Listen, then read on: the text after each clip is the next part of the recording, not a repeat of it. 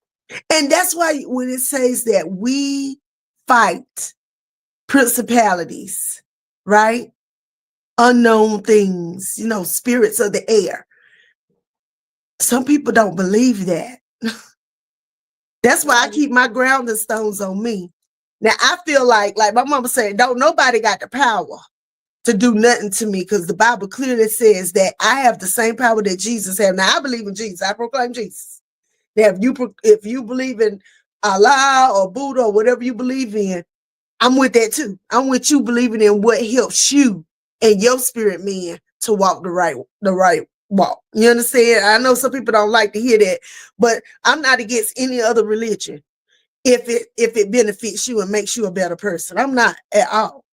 But the God that I serve, he said that because I am his child, that I have the same power that he has.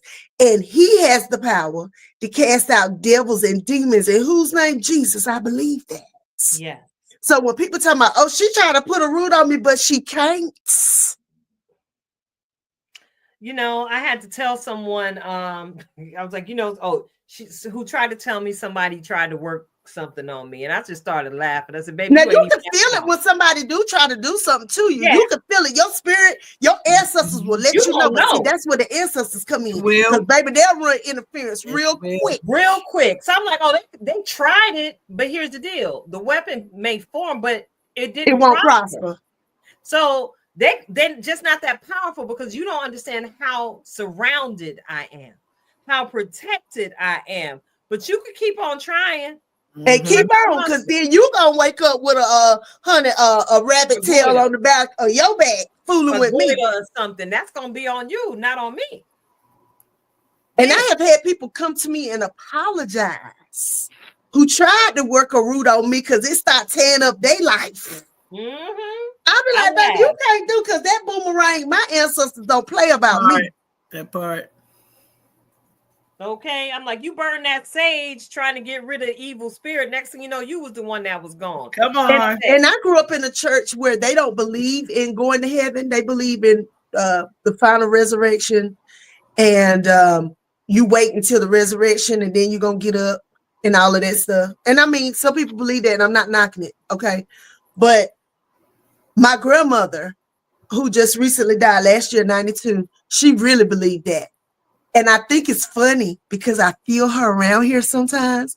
I have asked her, I said, Grandma, how you feel now that you realize you up, girl? You up. And I know the week my grandma died, good things, new stuff started coming to me. And I said, that's my grandma. It's a fact. And I said, she didn't even know.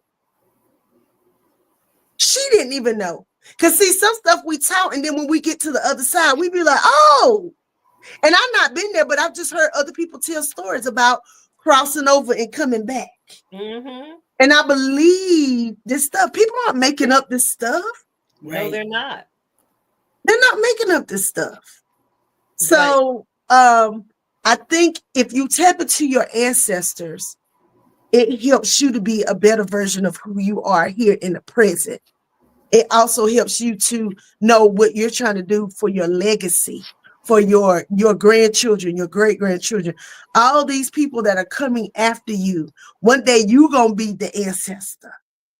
And I know right now, I already told my children, I said, don't y'all worry. When I leave here, oh, I'm going to be doing all kind of stuff in the spirit. Y'all going to be like, oh, Lord, mama doing shit up there. It's going to be me. Yeah, it's going to be your mama. Because I'm a show enough ride heavy for mine. I'm telling y'all now. I'm riding. You hear me? And I wish people would understand that God is God, but he made this universe in such a way that we literally box ourselves in because we don't take into accountability that we aren't just earth beings, we are universal beings. Yes, we are. What Donald Lawrence released that song, You're Not a Natural Being. Yes, that's my mama's song, honey. Right? That song, Yes, and we used to sing that one down, you know. but Listen it's to true. what the words are. We're having a we're but you're a spiritual being, right? Yeah, Hallelujah. we're like they say, we are natural, we are supernatural beings having a natural Having a experience. natural experience. We And really it's are. true. It really If you is. think about some of the stuff, if you think about some of the things you knew, and things that have come to you, things that have happened, miracles. I tell people all the time, God works miracles every day. I've seen God heal my mama from a brain tumor. Seen God heal my mama from epilepsy. I've seen people get healed from this. I've seen people get healed from mental deficiency, alcoholism, drug addiction, violent behavior, all of that. But the thing is, you gotta want it. Come on.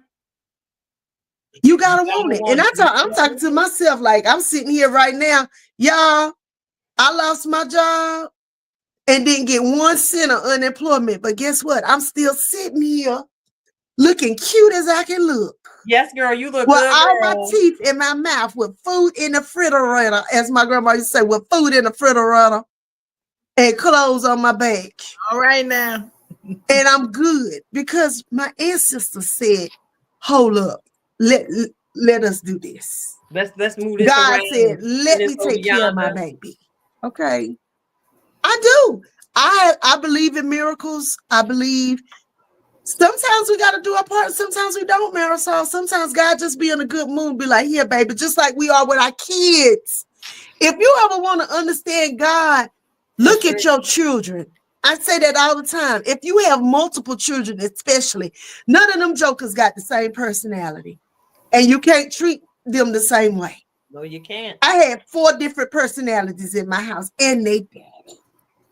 And I used to be like, my God. But it taught me a lot, y'all. It taught me about people. It taught me about, I grew up in a house full of cousins. During the summertime, we all got shipped to Big Mama and Big Daddy's house. It wasn't nothing to talk about. Everybody went down south. Okay, everybody. Mm-hmm. All right. And y'all had to learn how to coexist with each other. You had the cousin who was the tattletale. You had the cousin who was the crybaby. You had the cousin who was always getting in trouble. You had the cousin who was always getting caught in trouble by the cousin who was getting people in trouble. You had the cousin who was always getting a tail beat. You had the cousin who liked to sit in the house up on the big one. You had all these different personalities at your grandma's house every summer. Yeah. And all your listen, y'all, my children taught me patience. If nothing else, my children taught me patience, but not just with them, but with me. Yes. Right? And you always got the one child that keep you on your knees. Oh, yes. Woo. Huh? Or niece or nephew. And we don't give enough credit to aunts. I tell people that all the time. The aunties. My mom's sisters are just as much my mama as she is.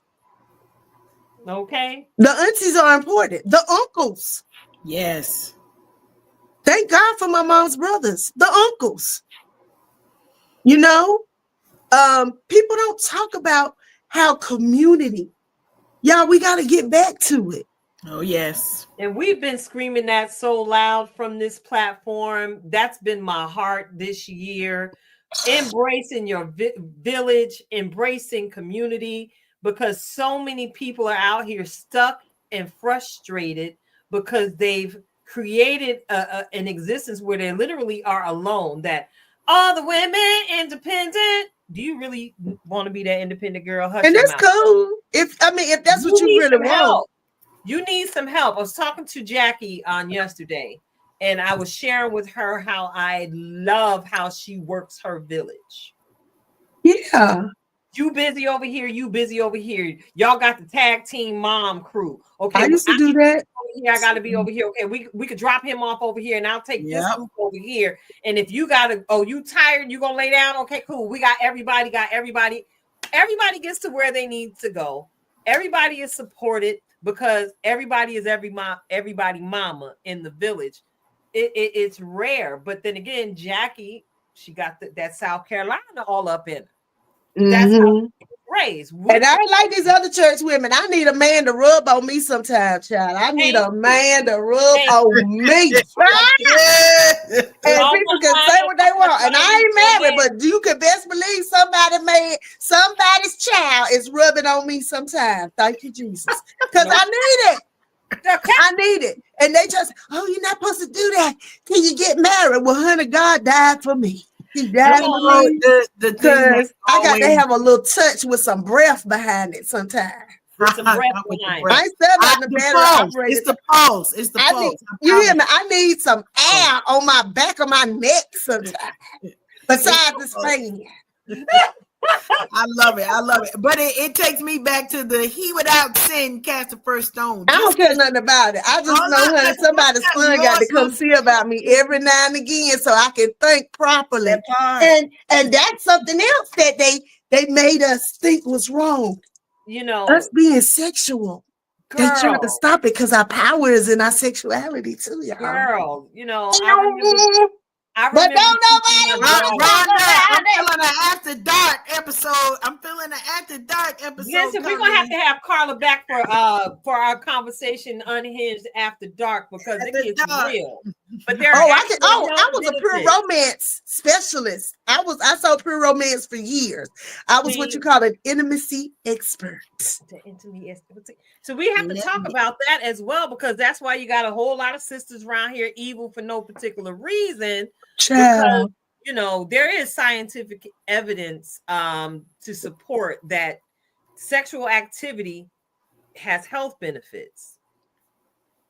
But you know what? But this goes back to the church.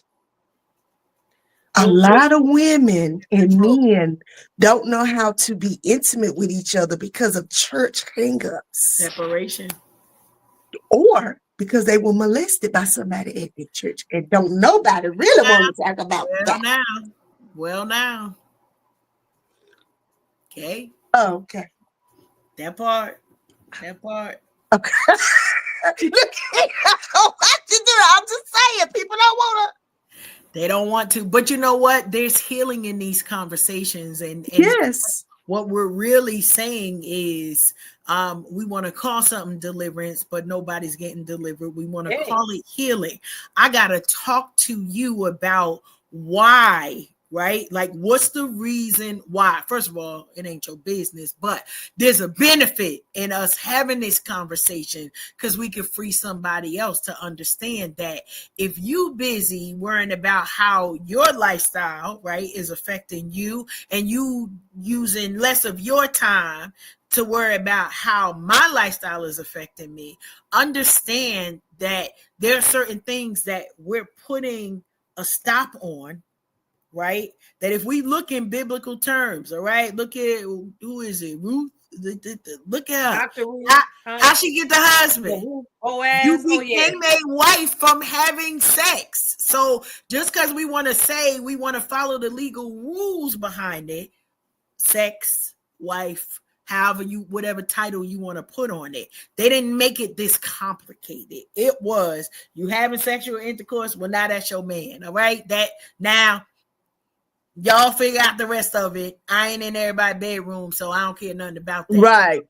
We are oversimplifying it and dictating things that we haven't dug the rest into, right? So when we're talking about what made somebody a spouse in biblical terms, y'all had sex. And listen, and people really get in the uproar when I say, girl, I need about 2-3 men. Okay.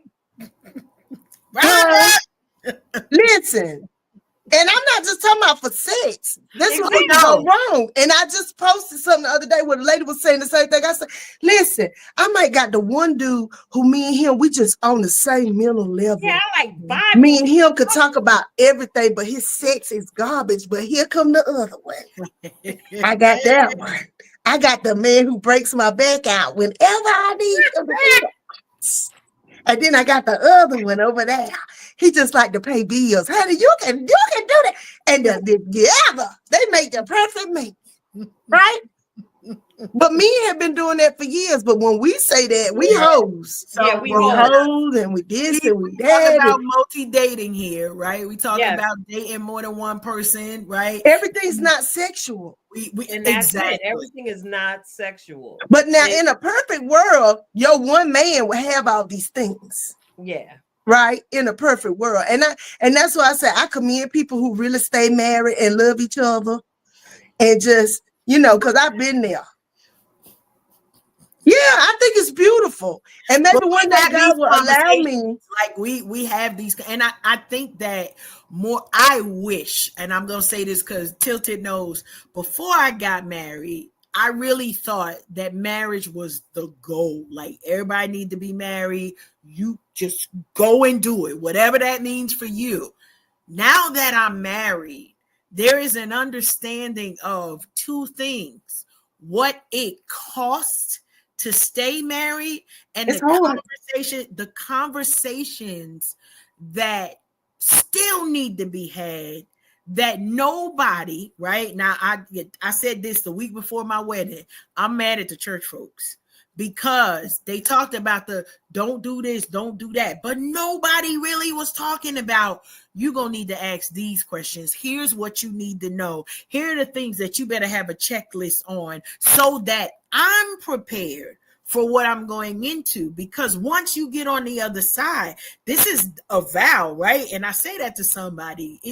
It's not that me and him are besties every day. Right. We make a choice to love each other through the flaws, through the questions, or you get on my nerves. Where in the world is my big bow? I can't find it. Okay. Girl, bye. I'm like Ayala. I'm to the age where she said, look, I'll be a sister wife as long as I ain't got to stay in the same house with her. She can stay at her house and I can stay at my house and he can run between the two of us. I don't give a damn. He can get a little younger one. Excuse my French. And I'll be over here. I'll be the older chick that goes shopping and do her little creative activities while she doing the children and stuff. Cause baby, I'm past that. I ain't doing that. I'm over that. Okay.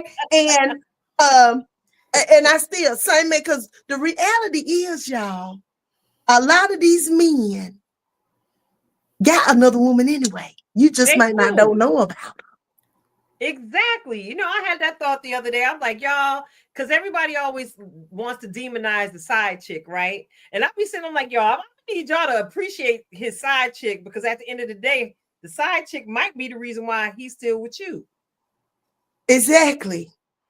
Huh? And stop calling her the side chick. She's the marital assistant. That's what I tell people. Marital assistant.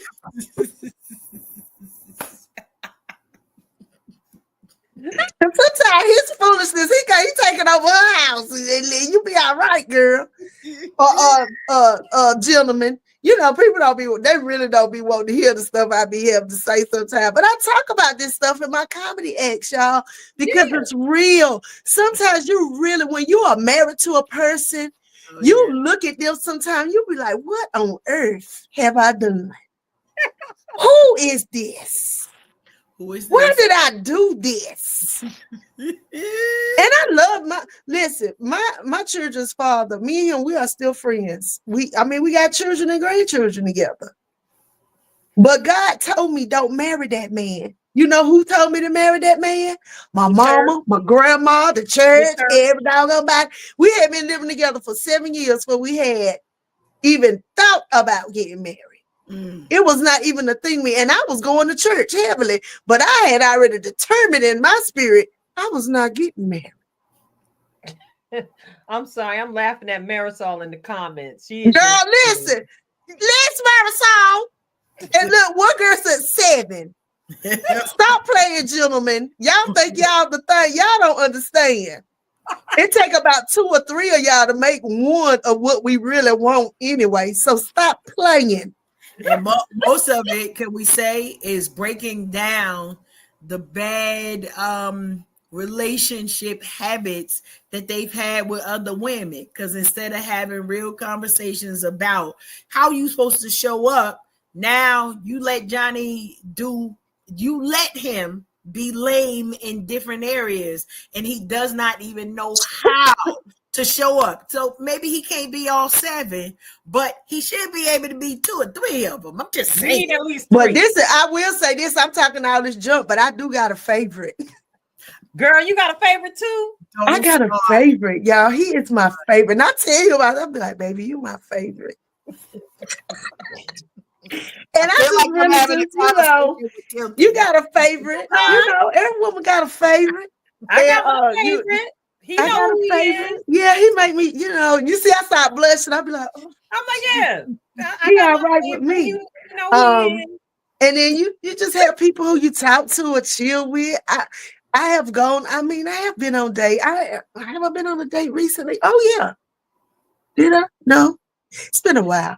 But once you find one you really like, you can't let them know that they your favorite necessarily all the time, because then they start taking advantage of it. They start, you know. Yeah, you never let your favorite know.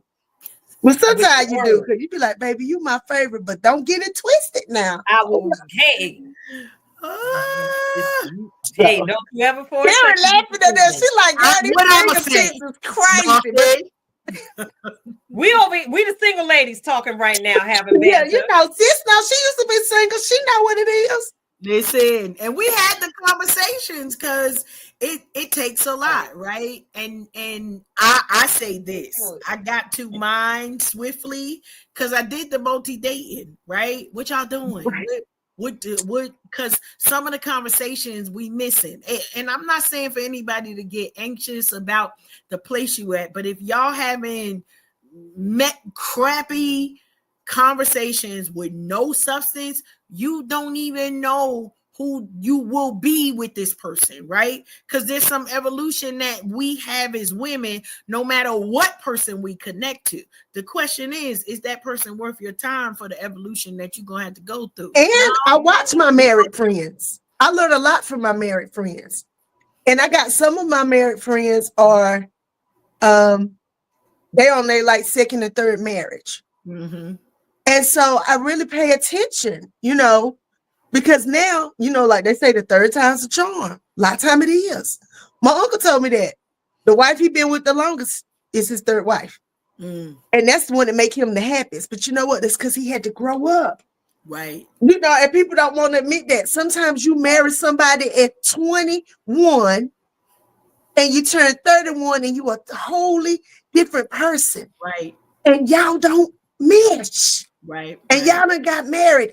But God said we supposed to be married forever. But did God tell you to marry that person? Come on. Or did you marry that person? Did you say that was your person? On the right foot? Did it start on the right foot? And then when you start growing like this, it's because that wasn't your person anyway. Right. And then you fighting to hold on to something that won't God ordained in the first place. And that is so real. I share the same experience. I know the day I married my ex-husband, I'm standing there in my little cute dress, and I heard the Holy Spirit say, don't marry him. But what did I do?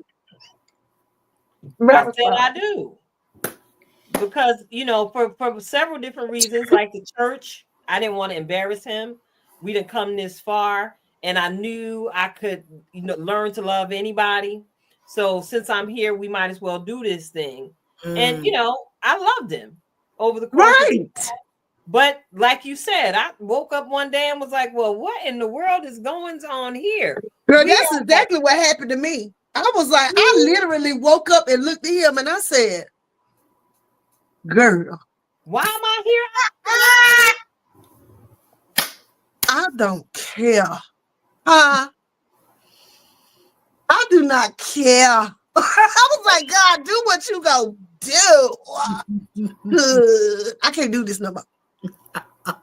And people say that doesn't really happen. It does happen. And people get so upset when men do it to women, but y'all, it happens with women to men too. I know, because I was just like, listen, the day when I went to go get my marriage license, y'all, while my ex-fiance in another city, the elevator doors open, he was standing on the other side and the doors closed. I said, what? What? But that happened? And I said, oh no, do I need to go through with this? But guess what I did? Went right on down there and married that man and was miserably married. Because it wasn't God. It was Carla. Come on. And a lot of people won't admit the person who was perfect for you at 25 is not the person who is perfect for you at 40. Girl. Because you might have grown up and he didn't. Or she might have not grown up. I know a lot of men. I got shout out to the men who have raised their kids because the mama wouldn't do it. Come on. I got some guy friends who have raised their kids Preach. because the mama wouldn't do it. But you married that woman because she was who your mama wanted you to marry. She was cute. She had the shape. She had this and that, but she was not who God told you to be with. And like I was sharing with one of my mentors during my divorce season, because he called and he checked on me, and he was asking questions because he needed answers, and I'm answering freely. I said to him, I promise you, I don't think God ever intended anybody to live in a marriage and be this miserable. That part. Ooh. This miserable. And the immediate answer was no, he didn't. Yep. Just because Marisol, that's it. Our flesh be sabotaging us. Miserable. And that's what I tell people all the time. I mean, everybody's marriage is different. Some women marry for security. Some women marry because they want attention. A lot of times we get married to the person who gives us either what we didn't get as a kid, or they mirror the person who did give us what we wanted as a kid. Mm-hmm. But just because they do that doesn't mean they're your person, right? That's right. But for me, I need somebody who could talk, who could communicate. Yeah. Like even the stuff I don't want to hear sometimes. I need somebody who could be totally like almost abruptly honest with me. Because it gives me the option of choosing, do I want to do this or do I want to do that? Right. I don't like being blindsided. Mm-hmm. I feel like I should never have to find out something about my man from somebody else. Correct. He should have told me. Yes. And that's one thing, especially in today's dating pool. I'm easy to catch a lie. What's the phrase? Scratch a lie, find a thief. Honey, I'll be listening so well. Brother done lied to me. Not realizing how keenly I maintain and retain information in my head. Come fast forward, you telling me the same situation, but the name of the town you moving to didn't change. So I done caught you in a lie already. There's no need for us to continue to speak. Because you is also foolishness. Because I'm a whole stranger to you. So what in your mind made you think you needed to lie to me? That part. What made you think you needed to lie to me? And if I'm able to detect the lie, you're not somebody I need to deal with. And there's a lot of men out here who they want to parent you.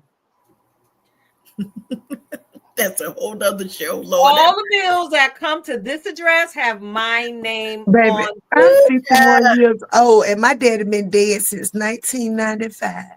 Come on, I can tell me and dad. He been dead a long time. Or to dumb down my intelligence. Don't do that.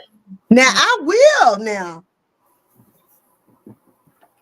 If you're doing the things, I'm gonna sit there and sit quiet, look. I'm gonna listen, and I might do some of what you say. Actually, I'm like, okay. If I agree, you understand me? Yes. If your kingdom has evidence, right? Okay, I will submit to the right person. I say this all the time: to the right person, I will submit. But where you at, though?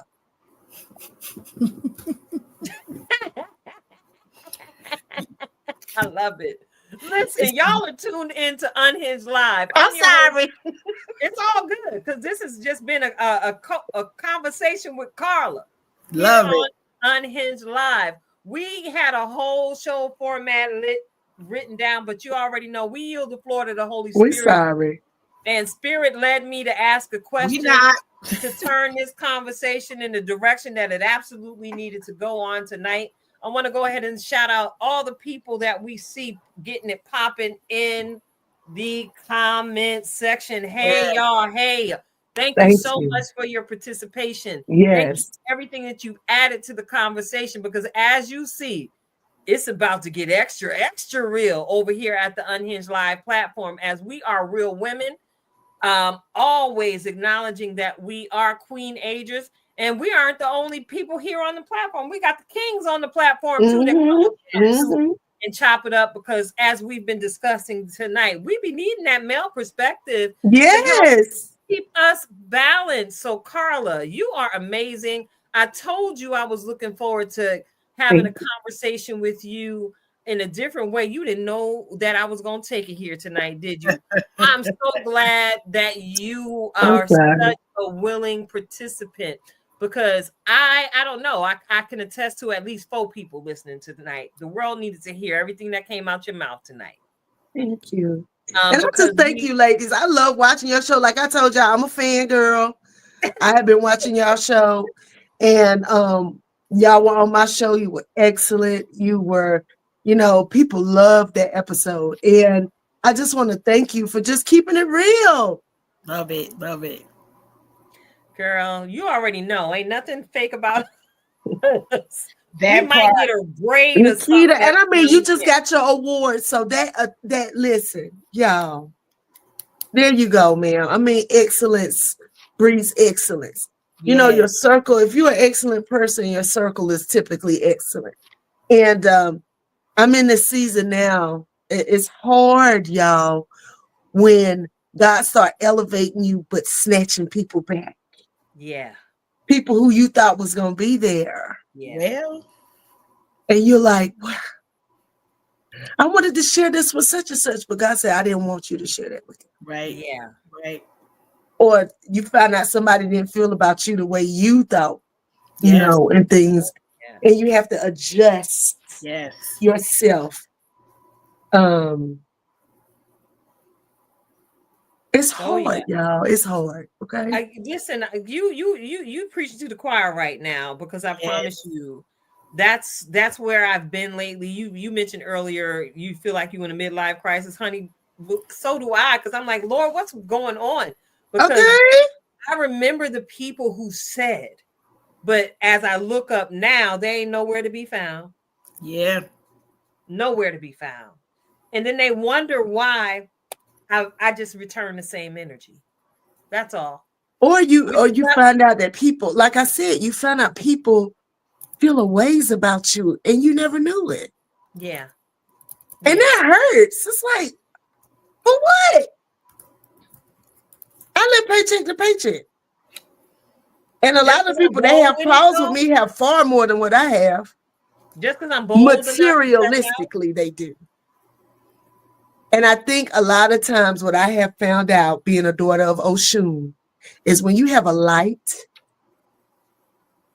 and you naturally exhibit light and love and laughter, and people are drawn to you, and you don't have what the people who feel like people should be drawn to them because they have this, that, and the other, and you don't have it. It could cause jealousy. It could cause people to try to sabotage you and do things to you. Yeah, Marisol, that energy. But sometimes you can't feel that energy because it's wolf in sheep clothing sometimes.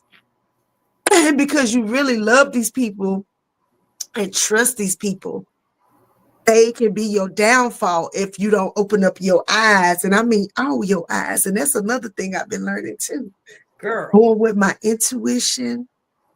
And listen, y'all see, I keep patting my forehead. I got things that don't just line up with what we've been taught by the church necessarily, but I know it to be true.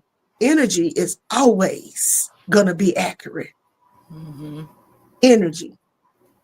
And you got to stop making excuses for what you feel versus what you think you feel. Mm. And what you see and what you hear. You got that friend that always make little slick comments every time something positive comes out your mouth or happens to you, Pay and then you attention. sit down and you think about it, and you're like, That's off. all the time, all this time. Listen, and to that, I say, check it out. It's Unhinged Live, and I'm looking at the clock. Yo, we done went almost 2 hours, y'all. I told y'all I was just gonna let it rock and let this conversation flow the way it needs to go. And I'm so grateful. I'm sorry.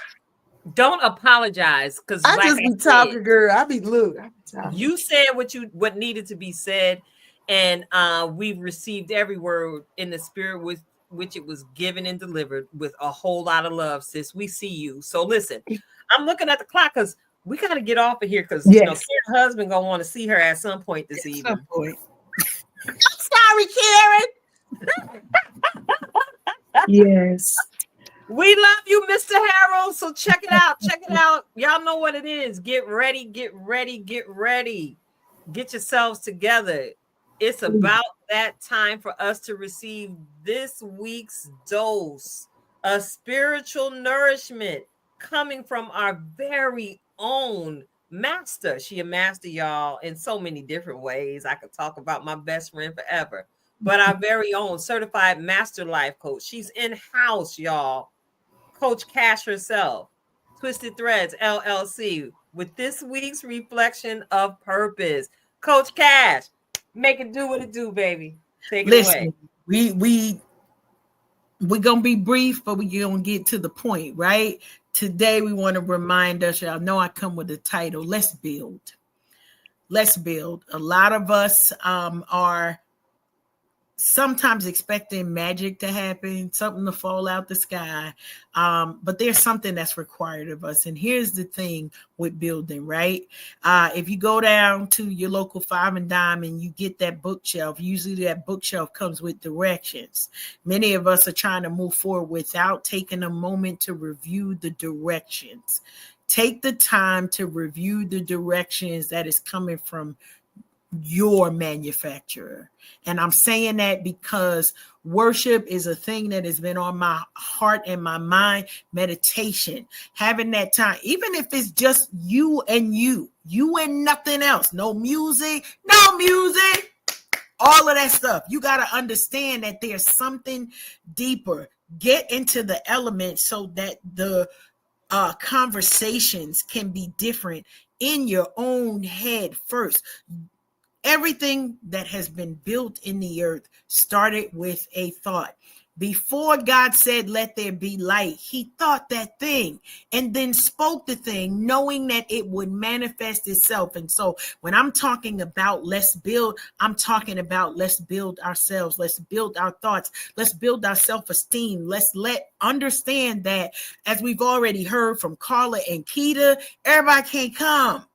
But for those who are assigned to be on this journey with you, one of y'all carry the nail, somebody else get the hammer, somebody get that screwdriver. Let's make sure that the direction that we're going into is building for a better tomorrow. How do you get an apple tree? Well, first you got to plant a seed.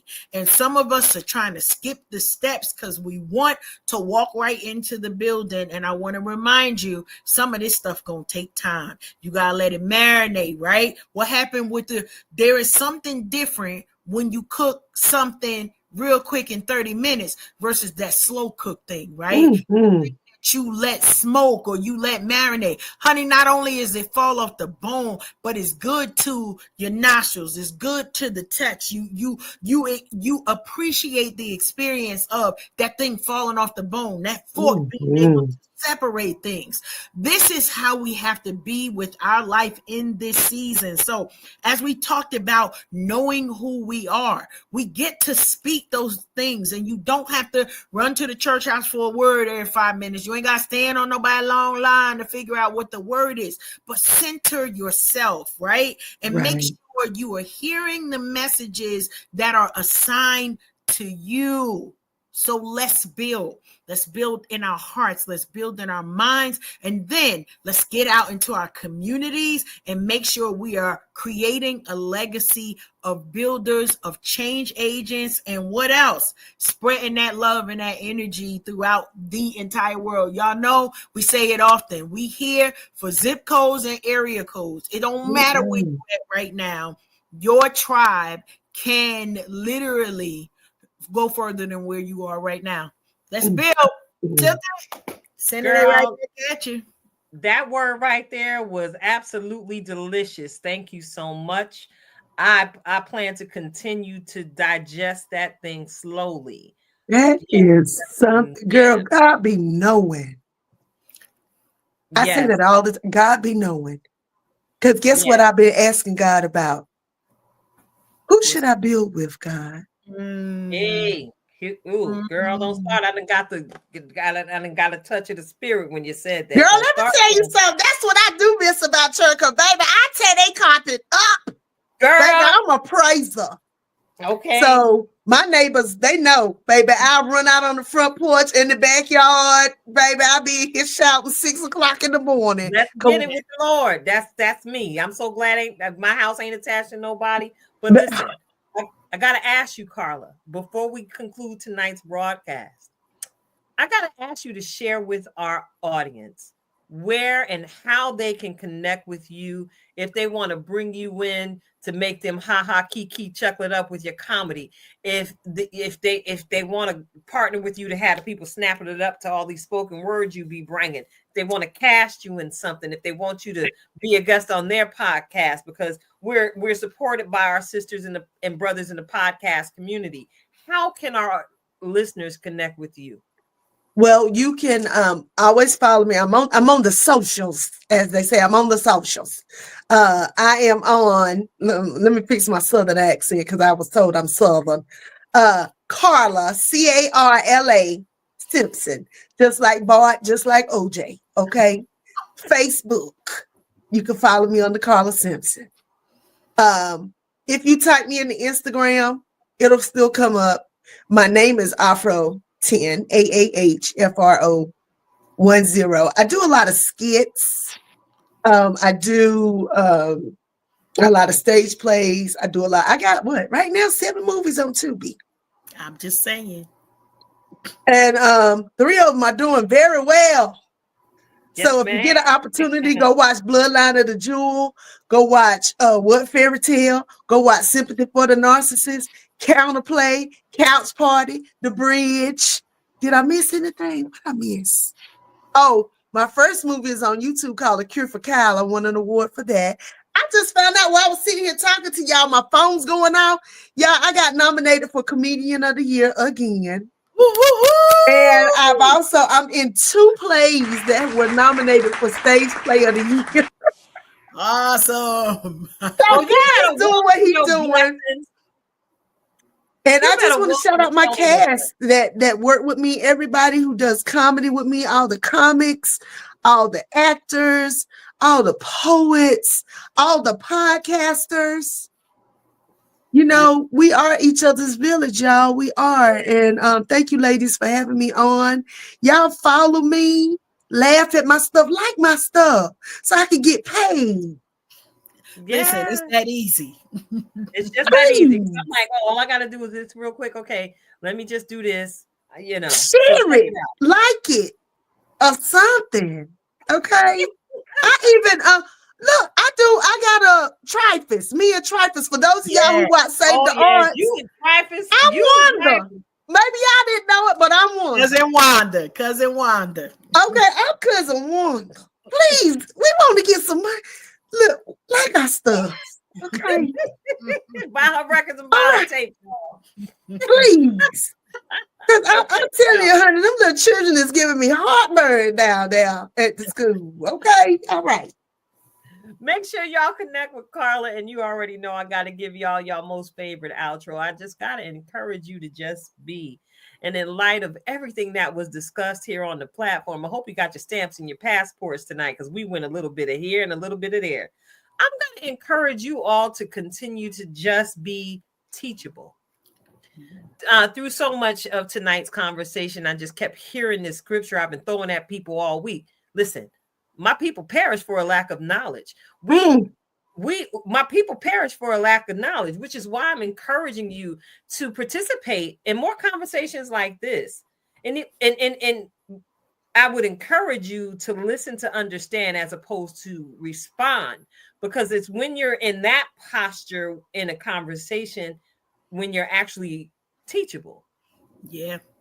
So don't be like one of them people that's out here becoming the epitome of what the N word truly does represent. Mm. We want to make sure that we are not the people that will continue to miss living our best life here on this side of life, because we don't have the knowledge that we need to go ahead and manifest the kingdoms and the queendoms we were predestined to live in front of our enemies. Just be teachable. It's your girl Tilted Halo, sitting alongside my good girlfriend Karen Sims, Herald of Twisted Thread LLC, saying good night to our lovely guest, Crazy Carla Simpson. Carla, thank you so much for giving us your time and your energy on tonight. We are Unhinged Live, and guess what, y'all? I think we're gonna be back next week. And until then, y'all, stay blessed. And we are out.